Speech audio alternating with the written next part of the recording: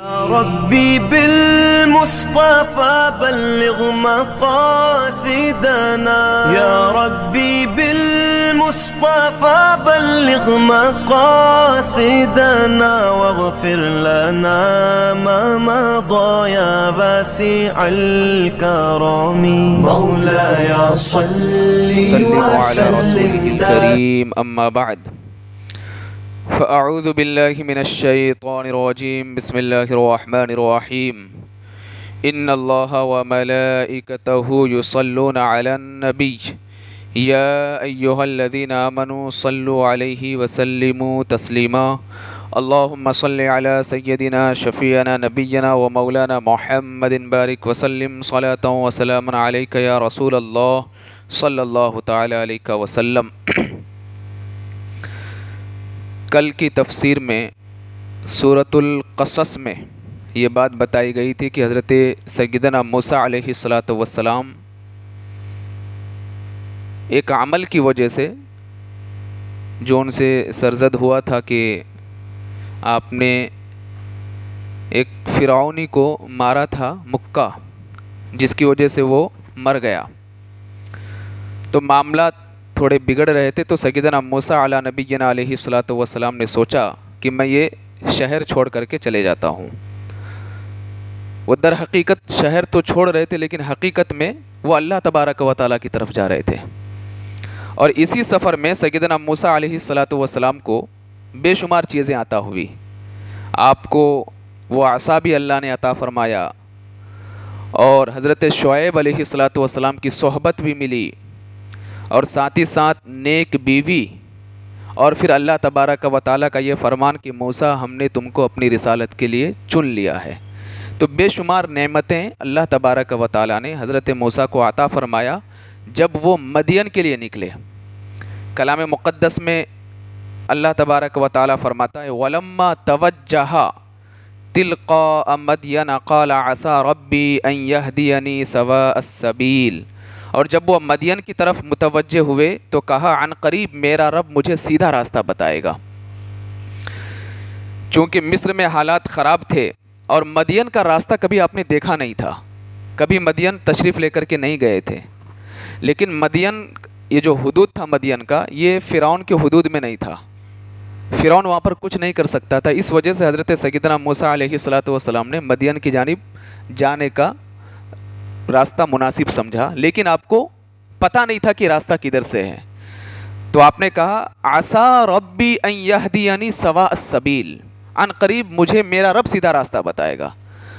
پتہ یہ چلا کہ جب آپ کسی معاملے میں پھنس جاؤ یا کہیں سفر میں ہی آپ نکل گئے اور آپ کو راستہ پتہ نہیں ہے، یا کہیں جنگل میں ہی پھنس گئے، ایسی صورت میں اس آیت کریمہ کے ٹکڑے کی تلاوت کرنا، عسیٰ ربی ان یہدینی سواء السبیل، عن قریب میرا رب مجھے سیدھا راستہ بتائے گا، تو اللہ تبارک و تعالیٰ ضرور آپ کی مدد فرمائے گا۔ تو سیدنا موسیٰ علی نبینا علیہ السلام نکلے مدین کی جانب۔ وہاں پر کیا معاملہ پیش آیا؟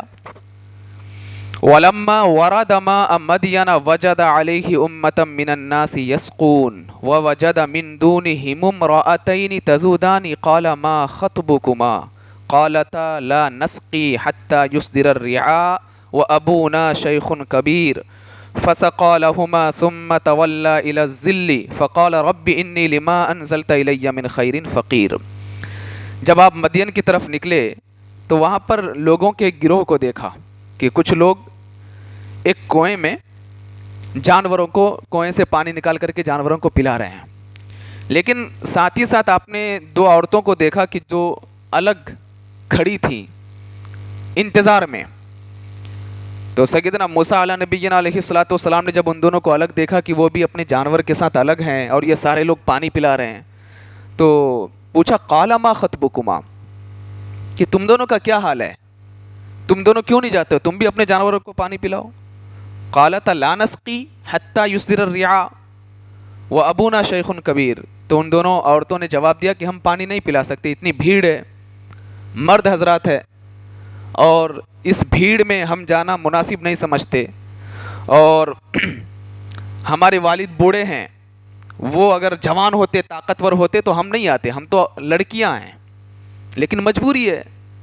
کچھ کر نہیں سکتے. جب یہ سب پانی پلا کر کے اپنے جانوروں کو لے کر کے چلے جائیں گے, تھوڑا بہت جو پانی بچے گا کسی بھی طرح بمشکل ہم نکال کر کے اپنے جانوروں کو پلا کر کے پھر واپس ہم اپنے گھر پہ جائیں گے. ان دونوں عورتوں نے جواب دیا, وہ ابونا شیخ کبیر, ہمارے والد بوڑھے ہیں. فسقى لهما ثم تولى الى الظل فقال ربی انی لما انزلت الی من خیر فقیر. تو حضرت موسیٰ نے علیہ الصلاۃ والسلام نے دیکھا کہ قریب ایک کنواں ہے جو ایک لمبے عرصے سے بند پڑا ہے. ایک بہت بڑا پتھر اس کے منہ پہ آ کے گرا ہوا تھا. کئی لوگ مل کر کے اس کو اٹھا نہیں سکتے تھے, لوگوں نے کبھی کوشش بھی نہیں کی. سیدنا موسیٰ علیہ الصلاۃ والسلام جب مصر سے نکلے تھے مدین کی جانب, یہ تقریباً 8 دن کا سفر تھا. ان 8 دن کے سفر میں حضرت موسیٰ کو کھانا نصیب نہیں تھا, بس راستے میں جو بھی پتے وغیرہ جو مل جاتے وہی کھا کر کے آ رہے تھے. اسی آیت کے ماتحت ہے کہ آپ کا پیٹ بالکل ایسا لگ چکا تھا, ایک دم چھوٹا ہو گیا تھا, آپ بھوک سے نڈھال تھے. لیکن آپ نے دیکھا کہ یہ 2 لڑکیاں شریف گھرانے کی لگتی ہے, تو آپ نے کیا کیا, اس کنویں کے قریب جو کافی لمبے عرصے سے بند پڑا تھا اس کے بھاری بھرکم پتھر کو اٹھا کر کے اپنے سائڈ میں لگا دیا اور وہاں سے پانی پلایا ان کے جانوروں کو. جب یہ دونوں لڑکیاں پانی پلا کر کے اپنے گھر میں گئی تو حضرت موسیٰ علیہ الصلاۃ والسلام بہت زیادہ بھوکے تھے. ایک درخت کے سائے میں جا کر کے بیٹھ گئے اور کہا فقال ربی انی لما انزلت الی من خیر فقیر, اے میرے رب میں اس کھانے کی طرف محتاج ہوں جو تو نے میرے لیے اتارا ہے. مولا کافی دنوں سے بھوکا ہوں, کیونکہ ایک تو ویسے ہی بھوکے تھے, اوپر سے وہ بھاری بھرکم پتھر اٹھایا تو اور زیادہ بھوک کی شدت بڑھ گئی. اب یہ دونوں لڑکیاں جب اپنے گھر میں پہنچی تو وقت سے پہلے پہنچ گئی. تو ان کے والد نے پوچھا کہ کیا بات ہے, آج بہت جلدی پہنچ گئے. ان کے والد کا نام تھا حضرت شعیب علیہ الصلاۃ والسلام. دونوں ایک نبی کی بیٹیاں تھیں, حضرت شعیب علیہ الصلاۃ والسلام. یہ بھی کافی ضعیف ہو چکے تھے. تو انہوں نے پورا ماجرا بتایا کہ ایک طاقتور امانت دار نوجوان ہم نے دیکھا تو انہوں نے ہماری مدد کی, لیکن دیکھ کر کے ایسا لگ رہا تھا کہ کافی تھکے ہوئے ہیں, تو آپ ان کو بلا کر کے ان کے کام کی اجرت دے دیں. دونوں لڑکیوں نے اپنے باپ حضرت شعیب علیہ الصلاۃ والسلام سے کہا ان کو بلا کر کے ان کے کام کی اجرت دے دیں تو ان کا پیٹ بھی بھر جائے گا, ان کو خوشی بھی ہوگی. تو حضرت شعیب نے اپنی ایک بیٹی کو بھیجا بلانے کے لیے کہ جاؤ اس نوجوان کو جو طاقتور ہے امانت دار ہے بلا کر کے لے کر کے آؤ. کلام مجید میں اس کو اللہ تبارک و تعالیٰ نے بڑے شاندار انداز سے اس کو مینشن کیا ہے. فجاءته احداهما تمشي على استحياء قالت ان ابی يدعوك ليجزيك اجر ما سقيت لنا فلما جاءه وقص عليه القصص قال لا تخف نجوت من القوم الظالمین. اللہ تبارک و تعالیٰ نے اس آیت مقدسہ میں حضرت شعیب علیہ الصلاۃ والسلام کی بیٹی کی ایک شاندار صفت بیان فرمائی. وہ کیا, ان دونوں لڑکیوں میں سے ایک حضرت موسیٰ کے پاس شرم سے چلتی ہوئی آئی, شرم سے. اب اس آیت کی تفسیر میں ہے کہ انہوں نے اپنے آستین کو اس طرح دوپٹہ بنا کر کے اپنے چہرے کو چھپا کر کے حضرت موسیٰ کے سامنے آئی. اس سے پتہ یہ چلتا ہے نا کہ شرم و حیا ایک عظیم زیور ہے, اور عورتوں کو یہ زیور زیبا دیتا ہے. کوئی عورت یا کوئی لڑکی یہ سمجھے کہ موجودہ ماحول کے حساب سے, سچویشن کے حساب سے ہم کو بالکل اسی طرح آزادی ملتی ہے کہ ہم بے پردگی میں نکلے, تو وہ آزادی نہیں, وہ شیطانیت ہے. اگر آپ سونے کو اگر الماری میں چھپا کر کے رکھتے ہو تو آپ عقل مند ہو, لیکن اس کو روڈ میں پھینک دو تو بولیں گے تم سے بڑا بیوقوف کوئی نہیں ہے کہ نہیں. تو جو چیز جتنی زیادہ قیمتی ہوتی ہے اس کو حفاظت سے رکھی جاتی ہے. عورت ایک عزت والی چیز ہے, عورت کا مقام کافی عظیم ہے. وہ جس قدر پردے کا اہتمام کرے اس کے لیے اسی قدر بہتری ہے. تو پتہ یہ بھی چلا کہ یہ پردے کا اہتمام صرف امت محمدیہ میں نہیں, بلکہ یہ تو زمانہ موسیٰ علیہ الصلاۃ والسلام سے ہے. حضرت شعیب کی بیٹی جب حضرت موسیٰ کو بلانے کے لیے آئی تو اللہ تبارک و تعالیٰ نے دوسری صفتوں کو ذکر کرنے کے بجائے تمشی علی استحیاء, حیا کا ذکر فرمایا. ان کے حیا کو اللہ تبارک و تعالیٰ نے بالخصوص مینشن کیا. گویا کہ اس آیت کے ذریعے سے اللہ تبارک و تعالیٰ یہ پیغام اپنے بندوں کو عطا فرما رہا ہے کہ اپنے گھر کی عورتوں کو باحیا بناؤ. بے پردگی والی ماحول میں اپنے گھر کی عورتوں کو نہ چھوڑو. تو آئی بلانے کے لیے اور کیا کہا؟ ان ابی یدعوک لیجزیک اجر ما سقیت لنا. ہمارے والد بلا رہے ہیں آپ کو، آئیے. وہ جو کچھ ہم نے ہمارے جانوروں کو پانی پلایا ہے اس پر آپ کو کچھ اجرت دینا چاہتے ہیں. تو حضرت موسیٰ علیہ السلام بڑے خوددار تھے. میں نے تو ہیلپ کی تھی، میں نے تو یہ نہیں کہا تھا کہ کام کروں گا تو مجھے اجرت چاہیے. کہا کہ اللہ کی پناہ بالکل نہیں ہو سکتا مجھ سے، جاؤ یہاں سے. کہا کہ نہیں آئیے ایسی ملاقات کر لیجئے، بڑے ان کا ایک نام ہے علاقے میں، لوگ ان کی بہت عزت کرتے ہیں، آپ بھی آئیے کم سے کم ملاقات تو کر لیجئے. تو حضرت موسیٰ علیہ السلام بغرض زیارت، نام بہت چرچا سنا تو بغرض زیارت گئے. اب اسی آیت کے ماتحت ہے کہ جب حضرت موسیٰ نے دیکھا تھا کہ جو لڑکی مجھے بلانے آئی تھی تو اس طرح اپنے آستین کے کپڑے کو اپنے چہرے کے سامنے لا کر کے، تو آپ نے کیا کہا؟ میں آگے آگے چلتا ہوں، تم پیچھے پیچھے چلو اور مجھے پیچھے سے راستہ بتانا. یعنی آپ نے ان کے حیا کا بھرپور خیال رکھا. خود حضرت موسیٰ علیہ السلام کیا کیے؟ آگے، جبکہ انہوں نے کبھی حضرت شعیب کا گھر بھی نہیں دیکھا تھا. اور حضرت شعیب کی بیٹی سے کیا فرمایا کہ تم پیچھے پیچھے چلو اور مجھے بتاتے رہو کہ یہ گلی میں جانا ہے، وہ گلی میں جانا ہے، یہ ہمارا گھر ہے، میں چلے جاؤں گا. کیونکہ حضرت موسیٰ نے دیکھ لیا تھا کہ اس کے اندر حیا ہے، ایک عظیم زیور ہے حیا کی، اور آپ نے اس کا بھرپور لحاظ رکھا. تو ہمیں بھی چاہیے کہ کبھی اگر ایسے ماحول میں کسی غیر محرم عورت سے ملاقات ہو جائے، اس کا مطلب یہ نہیں ہے کہ بالکل فیس ٹو فیس بیٹھ کر کے باتیں کرو، حیا کے سارے حدود کو توڑ دو. یہ تو بالکل شیطانی ایک ورغلانے والا ایک کھیل بن جاتا ہے. یہاں پر یہیں سے تو شروعات ہو جاتی ہے. اس لیے حیا کو ایمان کا ایک حصہ قرار دیا اللہ کے رسول صلی اللہ علیہ وسلم نے. الحیاء شعبۃ من الایمان، حیا ایمان کا ایک حصہ ہے. جس کے اندر جس قدر حیا ہوگا اس کا ایمان اتنا مضبوط ہوگا. اچھا چلیے، یہ تو عورتوں کی بات ہے. بخاری شریف کی حدیث ہے، رسول کریم صلی اللہ علیہ وسلم کنواری عورتوں سے بھی زیادہ باحیا تھے. کنواری لڑکیاں جو ہوتی ہیں ان سے بھی زیادہ باحیا اللہ کے رسول صلی اللہ علیہ وسلم تھے. تو حیا ایک عظیم زیور ہے. اسے صرف عورتوں نہیں بلکہ مرد کو اپنے اندر حیا پیدا کرنی چاہیے. آپ عورت دیکھو تو صرف یہ نہیں کہ عورت ہی سائڈ لے، ایک مرد اگر کسی عورت کو آتے دیکھے تو مرد بھی گھوم جائے. یہ ایک اسلام کی ایک خوبصورتی ہے، اسے ہمیں اپنے اندر پیدا کرنے کی بے حد ضرورت ہے. بہرحال حضرت موسیٰ علیہ السلام گئے کہ چلو دیکھ لیتے ہیں، ان کی والد کی زیارت کر لیتے ہیں. اور پھر حضرت شعیب کی بیٹی پیچھے اور حضرت موسیٰ آگے آگے وہ راستہ بتاتی گئی. اور آپ حضرت شعیب کی بارگاہ میں پہنچ گئے. وہاں جا کر کے پتہ چلا یہ تو کوئی اور نہیں بلکہ یہ تو اللہ کے ایک عظیم نبی ہیں. ملاقات ہوئی. فلما جاءہ وقص علیہ القصص، اور پوری کہانی بتائی جو فرعون کے ساتھ ہوا، جو بھی معاملہ بچپنے سے لے کر کے جوانی تک. اور وہاں پر آپ نے مکہ مار کر کے ایک کو قتل کر دیا تھا. فوقظہ موسیٰ، حضرت موسیٰ نے مکہ مارا تھا، ایک کا قتل ہو گیا. وہاں کا ماحول کافی گرم ہو گیا تھا، اس وجہ سے میں یہاں تک آیا. تو حضرت شعیب نے کہا قال لا تخف، ڈرنے کی ضرورت نہیں ہے، نجوت من القوم الظالمین، اب تم ظالم سے نجات پا گئے. کیونکہ یہ جو حدود ہے مدین، یہ فرعون کے انڈر میں نہیں ہے، یہاں فرعون کچھ بھی نہیں کر سکتا.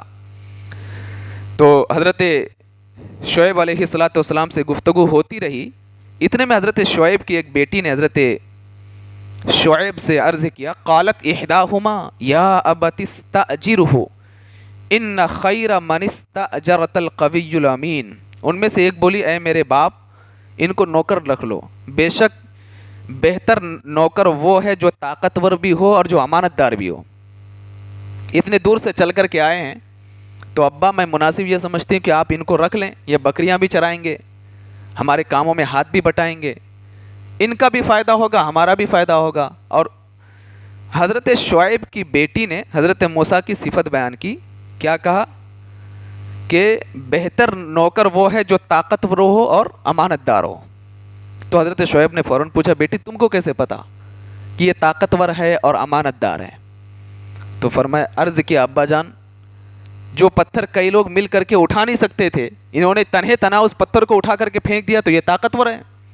اور امانت دار اس لیے ہے کہ جب میں ان کو بلانے کے لیے گئی تو یہ خود آگے آگے نکلے اور مجھے پیچھے رکھا، آپ کی امانت کی حفاظت کی، مجھ پر غلط نظر نہیں ڈالی۔ تو اس سے بڑھ کر کے امانت دار اور کون ہو سکتا ہے؟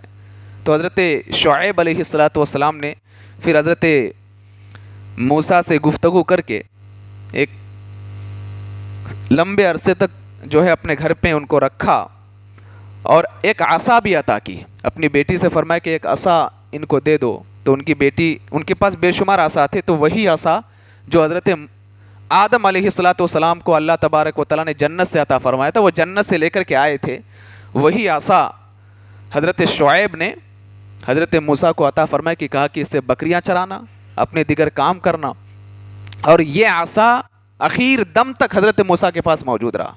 اور اس کا ذکر کلام مجید میں بارہا ہے، وَأَنْ أَلْقِ عَصَاكَ، جب فرعون سے مقابلہ ہوا تو اسی عصا کو انہوں نے اژدہا بنا دیا۔ تو اس عصائے موسیٰ آپ نے بار بار سنا ہوگا، پڑھا ہوگا کہ بہت زیادہ مشہور ہے عصائے موسیٰ۔ یہ عصائے موسیٰ حضرت شعیب نے حضرت آدم علیہ السلام جو جنت سے لے کر کے آئے تھے وہ ان کو عطا کیا، اور کہا کہ اس سے بکریاں چرانا۔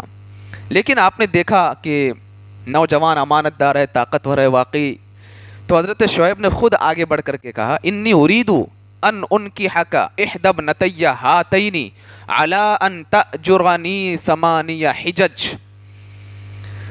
حضرت شعیب نے کہا میں چاہتا ہوں کہ اپنی دونوں بیٹیوں میں سے ایک کے ساتھ اس مہر پر تمہارا نکاح کر دوں کہ تم 8 سال تک میرے گھر پہ ملازمت کرو۔ خود حضرت شعیب اتنے زیادہ متاثر ہو گیا۔ پتہ یہ چلا کہ اگر آپ لڑکے کے اندر کوئی ایسی کوالٹی دیکھتے ہیں جو دین کے اعتبار سے کافی زبردست ہے، تو خود لڑکی والے پیغام نکاح لے کر کے جا سکتے ہیں۔ ایسا نہیں ہے کہ لڑکی کے گھر ہی نکاح کا پیغام آئے۔ اس سے یہ بھی پتہ چلا کہ لڑکے کے اندر دین دیکھو، دنیا نہ دیکھو۔ اگر لڑکا 5 وقتہ نمازی ہے، فرما بردار ہے، اگر یہ کوالٹی آپ لڑکے کے اندر دیکھتے ہیں، آپ آگے بڑھ کر کے اپنی لڑکی کے لیے نکاح کا پیغام اسے پہنچا سکتے ہیں۔ لیکن آج ماحول الٹا ہے، لڑکیاں گھر میں پڑی رہتی لیکن کوئی اپنی لڑکی کے لیے پیغام نکاح لے کر کے نہیں جاتا۔ وہ یہ سوچتے ہیں کہ میری انسلٹ ہو جائے گی، کہ میں اپنی بیٹی کے لیے کیسے لے کر کے جاؤں۔ آپ خود حضرت علی مرتضیٰ رضی اللہ تعالیٰ عنہ کے حوالے سے پڑھیں، خود آپ نے پیغام نکاح دیا حضرت فاطمہ زہرا کے لیے۔ لیکن آج کا ماحول پورا چینج ہو گیا، لڑکی گھر میں ہے تو آنا چاہیے، ہم خود لے کر کے نہیں جائیں گے، ایسا نہیں ہے۔ لڑکے کے اندر اگر آپ دین کے اعتبار سے اچھائیاں دیکھتے ہیں، بہتری دیکھتے ہیں، تو خود پیغام نکاح لڑکی والے بھی لے کر کے جا سکتے ہیں، جیسا کہ خود حضرت شعیب علیہ السلام اپنی بیٹی کا پیغام نکاح لے کر کے حضرت موسیٰ کے پاس گئے، جبکہ وہ ان کے گھر میں بحیثیت نوکر تھے۔ کیا کہا؟ ارید ان انکحک، میں چاہتا ہوں کہ میری ان دونوں بیٹیوں میں سے ایک سے تمہارا نکاح کرا دوں۔ اور جن سے نکاح کرایا ان کا نام تھا حضرت صفورہ علیہ السلام۔ حضرت صفورہ، غالباً یہ ایک تفسیر میں ہے کہ بڑی بیٹی اور ایک تفسیر میں ہے کہ چھوٹی بیٹی۔ بہرحال نکاح اور مہر یہ متعین کی کہ 8 سال تک جو ہے میرے گھر میں رہ کر کے ہمارے گھر کے کام کاج کو آپ کو دیکھنا ہے۔ فَإِنْ أَتْمَمْتَ عَشْرًا فَمِنْ عِنْدِكَ، اگر تم 10 سال کمپلیٹ کر دو تو یہ تمہاری اپنی مرضی ہے، بہت اچھی بات ہے، لیکن 8 سال تو لازم ہے۔ مہر یہی متعین کی۔ وَمَا أُرِيدُ أَنْ أَشُقَّ عَلَيْكَ سَتَجِدُنِي إِنْ شَاءَ اللَّهُ مِنَ الصَّالِحِينَ، اور کہا کہ میں تمہیں مشقت میں نہیں ڈالنا چاہتا کہ 10 سال ہی کرنا ہے، ہاں 8 سال ہے۔ سَتَجِدُنِي إِنْ شَاءَ اللَّهُ مِنَ الصَّالِحِينَ، انشاءاللہ ان قریب تم مجھے نیکوں میں سے پاؤ گے۔ قال ذلك بيني وبينك أيما الأجلين قضيت فلا عدوان علي والله على ما نقول وكيل۔ یہ دونوں جب آپس میں گفتگو کیے اور نکاح کی بات ہوئی اور پھر مہر یہ متعین پایا کہ 8 سال تک میرے گھر میں رہ کر کے خدمت کرے، تو گواہ کس کو بنائے؟ کسی ایک کو گواہ تو بنانا پڑے گا نا۔ تو دونوں کی گفتگو ہوئی تو حضرت موسیٰ نے بڑی پیاری بات کہی، قال ذلك بيني وبينك، موسیٰ نے جواب دیا کہ میرے اور آپ کے درمیان جو معاہدہ طے پایا ہے، جو گفتگو ہمارے اور آپ کے درمیان ہوئی ہے، میں ان دونوں میں سے جو بھی مدت پوری کر دوں تو مجھ پر کوئی زیادتی نہیں ہوگی۔ واللہ علی ما نقول وکیل، اور ہماری اس گفتگو پر اللہ نگہبان ہے، ہم اللہ کو گواہ بناتے ہیں، میرا رب پروردگار عالم ہماری گفتگو کا نگہبان ہے، کسی کو بنانے کی ضرورت نہیں۔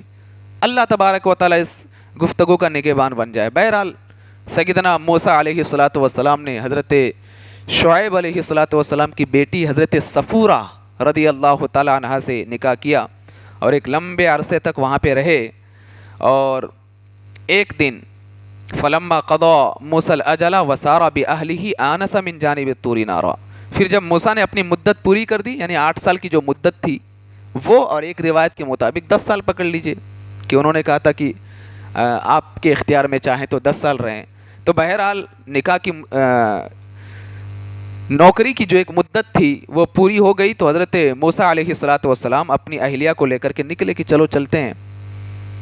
اور جب یہ راستے میں نکلے تو کھانے کا کچھ سامان بھی نہیں تھا اور ٹھنڈی شدت کی تھی، تو پہلے لوگ کیا کرتے تھے کہ 2 پتھر لے کر کے جاتے تھے راستے میں، آج تو ماچس لے کر کے جاتے ہیں، لکڑیاں جمع کی اور ماچس جلائے آگ تاپ لیتے ہیں۔ پہلے سفریں بڑی مشقت سے ہوتی تھی، وہ 2 پتھر کو ایسا رگڑتے تھے اور پھر اس میں سے آگ نکلتا اور اسی سے جو ہے آگ جلاتے اور پھر وہیں پر تھوڑی دیر بیٹھ کر کے آگ تاپتے، اپنے بدن کو گرم کر لیتے، پھر آگے کا سفر کرتے تھے۔ تو حضرت موسیٰ علیہ الصلاۃ والسلام جب نکلے مدت مکمل کرنے کے بعد اپنی بیوی حضرت صفورہ کے ساتھ، تو شدت کی ٹھنڈی تھی اور اتنی ٹھنڈی تھی کہ آپ کے پاس وہ آگ جلانے کا جو آلہ تھا ٹھنڈک کی وجہ سے وہ بھی نہیں جل رہا تھا، تو بہت زیادہ پریشان ہو گئے۔ آنس من جانب الطور نارا، تو کوہ طور کی طرف ایک آگ دیکھی، جاتے جاتے کوہ طور کی طرف رات میں آگ دیکھی تو آپ کو تعجب بھی ہوا، یہ کیسی آگ ہے کہ درخت کے اوپر آگ بھی ہے اور درخت بھی نہیں جل رہا ہے اور اس کی روشنی کچھ عجیب سی ہے۔ اللہ کا شکر ہے کہ ہمارے لیے آگ کا انتظام ہو گیا۔ اپنی بیوی سے کہا کہ یہیں پہ رکو، میں دوڑ کے جاتا ہوں، وہ آگ جو ہے میں جلا کر کے لے کر کے آؤں گا، ہم تھوڑی دیر یہاں آگ جلائیں گے، آگ تاپیں گے، بدن میں حرارت پیدا ہوگی، پھر آگے کا سفر کریں گے، اپنے علاقے میں جائیں گے۔ تو حضرت موسیٰ علیہ الصلاۃ والسلام نے بیوی سے کیا کہا، قال لأہلہم کثوا انی آنست نارا لعلی آتیکم منہا بخبر او جذوۃ من النار لعلکم تصطلون۔ آپ نے اپنے گھر والے سے فرمایا کہ تم ٹھہرو، بے شک میں نے ایک آگ دیکھی ہے، شاید میں وہاں سے کچھ خبر لاؤں، ہمارے لیے کچھ فائدہ ہو جائے۔ فلما اتاها نودی من شاطئ الوادی الایمن فی البقعۃ المبارکہ من الشجرہ ان یا موسیٰ انی انا اللہ رب العالمین۔ پھر جب آگ کے پاس آئے تو برکت والی جگہ میں میدان کے دائیں کنارے سے ایک درخت سے انہیں ندا دی گئی، اے موسیٰ بے شک میں ہی اللہ ہوں، سارے جہان کا پالنے والا ہوں۔ یہیں سے حضرت موسیٰ کو اللہ نے شرف ہم کلامی عطا فرمایا۔ حضرت موسیٰ کو جو کہتے ہیں نا کلیم اللہ، یہ فرسٹ ٹائم انہوں نے اللہ سے گفتگو کی۔ سیدنا موسیٰ علیہ الصلاۃ والسلام، وہ جو آگ انہوں نے دیکھی تھی در حقیقت وہ آگ نہیں، اللہ کا جلوہ تھا، جلوہ خدا، اس کی روشنی تھی، اسی لیے تو وہ درخت کے اوپر انہوں نے دیکھا تو تعجب کیا کہ درخت کیوں نہیں جل رہا ہے۔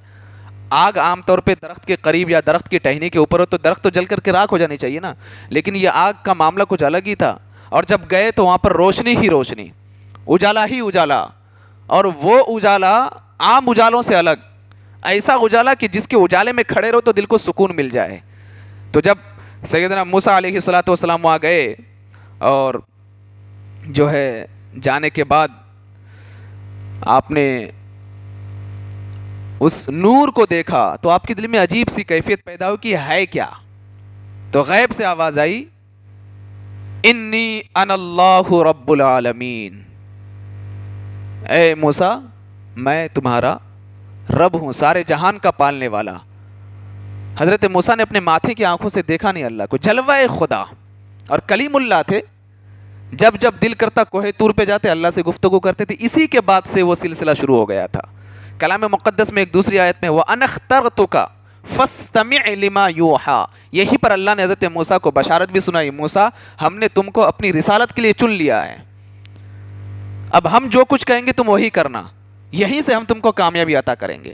پھر جب حضرت موسیٰ ڈرے ہوئے تھے، سہمے ہوئے تھے کہ مصر کا ماحول ٹھیک نہیں ہے، فرعون وہاں پر کافی ظلم کر رہا ہے، اور میں نے جو ایک شخص کو مارا تھا جس کی وجہ سے ماحول خراب ہے، تو یہیں سے اللہ تبارک و تعالیٰ نے حضرت موسیٰ کو ہمت بھی عطا فرمائی، اب تم فرعون کی جانب نکلو، آگے ہم تمہاری مدد کریں گے۔ اسی ایک عصا کو لے کر کے نکلے تھے، اور اللہ نے وہ عصا میں وہ طاقت و قوت عطا فرمائی تھی۔ اسی عصا کی بدولت حضرت سیدنا موسیٰ علیہ السلام نے فرعون کو شکست بھی دی، اور آپ نے وہاں پر اللہ کی وحدانیت کا اعلان بھی فرمایا۔ پھر آگے کا ایک واقعہ انشاءاللہ پھر کل اس پر گفتگو کمپلیٹ ہوگی، لیکن میں اتنا کہوں گا کہ بزرگان دین کے جو تحفے ہوتے ہیں، ان کی جو تبرکات ہوتی ہیں، ان میں کافی برکتیں ہوتی ہیں۔ حضرت آدم علیہ السلام کا وہ عصا سلسلہ بسلسلہ پہنچا حضرت شعیب تک، اور حضرت شعیب سے حضرت موسیٰ تک، اور حضرت موسیٰ نے اس عصا کے ذریعے سے فرعون کو شکست دے دی۔ ایک واقعہ آپ نے سنا ہے، فرعون نے کہ جادوگر بے شمار سانپ لے کر کے آئے تھے۔ بہرحال یہ پھر طویل گفتگو ہے، انشاءاللہ کل گفتگو کا سلسلہ یہیں سے شروع ہوگا۔ اللہ تبارک و تعالیٰ کی بارگاہ میں دعا کرتا ہوں کہ پروردگار عالم اپنے حبیب علیہ السلام کے صدقے ہم سب کو انبیاء کرام علیہ السلام کے حالات سے باخبر ہونے کی توفیق عطا فرمائے۔ انبیاء کرام علیہ السلام کی سیرت، ان کے قصص، ان کے واقعات کو پڑھ کر کے سبق حاصل کرنے کی توفیق عطا فرمائے۔ بالخصوص کلام مجید کو پڑھنے کی توفیق عطا فرمائے، پڑھ کر کے سمجھنے کی توفیق عطا فرمائے۔ پروردگار عالم ہماری اس مجلس تفسیر کو اپنی بارگاہ میں قبول فرمائے، بالخصوص ہمارے روزے کو اپنی بارگاہ میں قبول فرمائے۔ اللہم ربنا تقبل منا انک انت السمیع العلیم وتب علینا انک انت التواب الرحیم۔ ان اللہ وملائکتہ یصلون علی النبی یا ایہا الذین آمنوا صلوا علیہ وسلموا تسلیما۔ اللہم صل علی سیدنا شفیعنا نبینا ومولانا محمد بارک وسلم صلاة وسلاما علیک یا رسول اللہ صلی اللہ تعالی علیہ وسلم۔ سبحان ربک رب العزت عما یصفون وسلام علی المرسلین والحمد للہ رب العالمین۔ ربي بالمصطفى بلغ مقاصدنا، يا ربي بالمصطفى بلغ مقاصدنا، واغفر لنا ما مضى يا واسع الكرم. مولاي صل وسلم دائما أبدا على حبيبك خير الخلق كلهم.